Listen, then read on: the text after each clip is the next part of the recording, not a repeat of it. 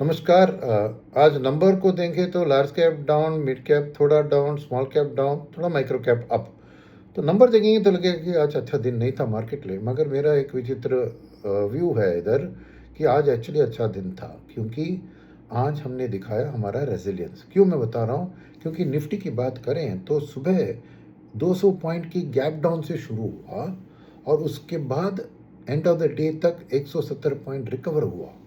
तो एक अच्छी इनिशियल सेलिंग के बाद एक अच्छी रिकवरी हुई। और ये हर इंडेक्स की बात है। मैंने mid cap index, small cap index, micro cap सबका दिन शुभ आरंभ नहीं था, मगर एंडिंग में नेगेटिव में एंड हुए, मगर far less negative than the opening में जो गैप डाउन हुआ था। तो अच्छी खबर है कि डोमेस्टिक सपोर्ट सामने दिखा। कहाँ से सपोर्ट आया, क्या हुआ? वेल, पहले चीज़ है कि सपोर्ट आया ब्रेंट क्रूड से, क्योंकि आज 13वें दिन था जहाँ पे ट्रंप की ईरान के ऊपर हमला जारी था। मगर याद है आपको, हौती और सऊदी की बात कल आई थी जिसने ब्रेंट क्रूड को ऊपर लेके गए। आज मिस्टर ट्रंप ने कहा कि वो हौती के खिलाफ भी एक्शन लेंगे। तो शायद ब्रेंट क्रूड मार्केट को थोड़ी शांति मिली कि अगर ट्रंप हौती के खिलाफ भी एक्शन लेते हैं तो शायद वो जो थ्रेट सऊदी ऑयल रेड सी के ज़रिए आना, तो उसमें थोड़ा राहत मिल सकता है। तो इसलिए आज तेल 100 को पार नहीं किया, 100 से रिट्राई करके 3% तेल गिरा आज। तो पहला सपोर्ट तेल के दाम से आया। फिर उसके साथ आया कि FIS, दो ओवरनाइट उन्होंने बुरी खबर देखकर कल उन्होंने 3,000 करोड़ बेचा था, आज उन्होंने करीबन 4,000 करोड़ बेचा और 1,000 करोड़ ज़्यादा। मगर DIS ने जो कल उन्होंने 4,000 करोड़ या कल मैच किए थे, मेरे ख्याल में कल उन्होंने FIS सेलिंग को मैच किए थे बाइंग से, आज उन्होंने और 2,000-2,500 करोड़ ज़्यादा, यानी आज 5,500 करोड़ की खरीदारी करके FI ने जो भी बेचा उसको अब्जॉर्ब कर लिया और प्रोटेक्शन दिया। और वो दिन भर करते रहे, यानी इनिशियल करेक्शन के बाद सस्ते में मिले स्टॉक्स जाके खरीदे।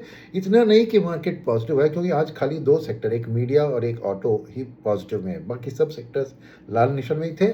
मगर आरंभ से एंड तक सभी में इम्प्रूवमेंट हमने करीबन देखा है। तो इस हिसाब से हम देखेंगे तो शायद मैंने ऑटो का पॉजिटिव दिखाया, बताया गलत है, वो आईटी और मीडिया आज पॉजिटिव थे। तो उस हिसाब से देखें तो डेफिनेटली DIS का आज सपोर्ट रहा मार्केट के लिए। मगर क्योंकि माइक्रो कैप इंडेक्स भी पॉजिटिव में बंद हुआ, मेरा मानना है कि needy non institutional domestic investor ने भी मार्केट को सपोर्ट किया खरीदारी से।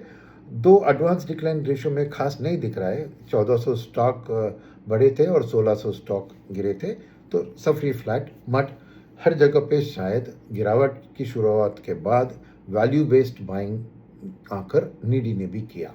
तो ये अच्छी खबर है, क्योंकि बुरी हालत जिससे 2 दिन से मार्केट गिर रहा था और आज सुबह भी शुरुआत हुआ, उससे आज जो रिकवरी हुई उससे मेरे अगले हफ्ते के लिए एक थोड़ी पॉजिटिव टिगर दिख रही है। बिकॉज इसके अलावा चाहे वो डॉलर इंडेक्स हो या इंटरेस्ट रेट्स डॉलर में हो या रुपये की इंटरेस्ट रेट्स हो या करेंसी हो, उसमें कुछ बदलाव ज़्यादा नहीं था, सब फ्लैटिश ही थे, राइट। अब मार्केट की बात हो गई तो मैंने नॉन मार्केट सिचुएशन में आज क्या सब खबरें आई उसके बारे में 2-3 बात करूंगा। तो पहली चीज़ है कि कैबिनेट ने, यूनियन कैबिनेट ने एक 3,000 करोड़ का भाव्य रसायन scheme, dedicated chemical park announce किया, जो अच्छी एक बूस्ट देगी केमिकल इंडस्ट्री के लिए। सेकेंड, उतनी अच्छी खबर नहीं थी कि PMI जो HSBC गणित करती है, वहाँ पर PMI में आपने देखा कि 57 लास्ट मंथ था, 54 में गिरा। अभी 54 भी 50 से ज़्यादा है, तो एक्सपेंशन मोड में है, मगर एक मंथ ऑन मंथ एक स्लो डाउन दिखा, तो उतनी अच्छी खबर नहीं है। तीसरी बात है कि अमेरिका ने आज एक सेक्शन 301, देखिए उनके पास एक 124 312 दो राहत थे और उन्हें 338 एक नया सेक्शन लेकर कनाडा पे डाला है। अब 301 के ऊपर जो उन्होंने कार्रवाई की है, जांच किया है, उसके ज़रिए उन्होंने 10% टैरिफ इंडिया के ऊपर लगाया है। तो ये अच्छी भी है, बुरी भी है। अच्छी क्या है, हमारे कॉम्पिटिटर देश जैसे चीन, वियतनाम, थाईलैंड को 12.5% है, वो अच्छी है। सेकेंड चीज़ इतनी अच्छी नहीं क्या है, 70% हमारे एक्सपोर्ट्स को अभी ये 10% का एडिशनल टैरिफ लगेगा।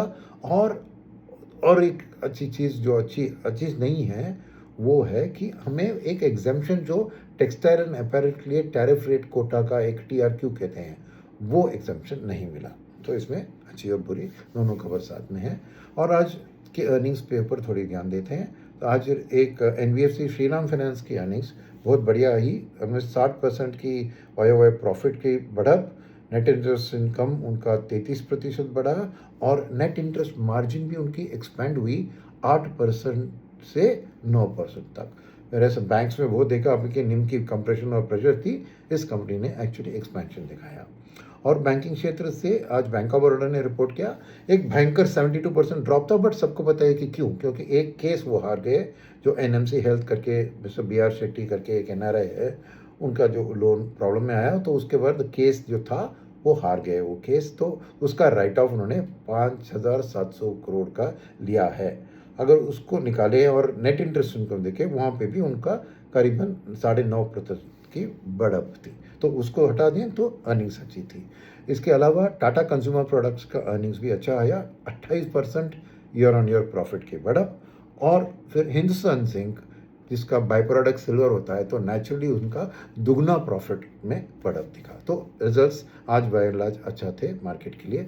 तो इसलिए मेरा मानना है कि अगले हफ्ते की, मैं तो हफ्ते वाली बात मंडे को बताऊंगा आपको, मगर यहाँ से इंडिकेटर लग रही है कि अनलेस इस शनिवार रविवार को वॉर के बारे में बहुत बुरी खबर आकर तेल वापस 100-110 के ऊपर जाने की एक रास्ता दिखा है, तो बुरी हालत हो जाए। अदरवाइज मेरा मानना है कि ये जो ड्यूरिंग द डे से इंट्राडे बाइंग जो सपोर्ट डोमेस्टिक्स देने लगे हैं, उससे अगले हफ्ते भी थोड़ा सपोर्ट मिलेगा। अगले हफ्ते ऑफकोर्स बड़ी चीज़ है कि फेड का 28-29 को फेड की बैठक है, जहाँ पर इंटरेस्ट रेट पॉलिसी पेपर उसका इम्पैक्ट सब चीज़ के ऊपर दिखेगा, और फिर मानसून को भी ट्रैक करना पड़ेगा। मगर मेरी उम्मीद थोड़ी जागी है आज की परफॉर्मेंस को देखकर।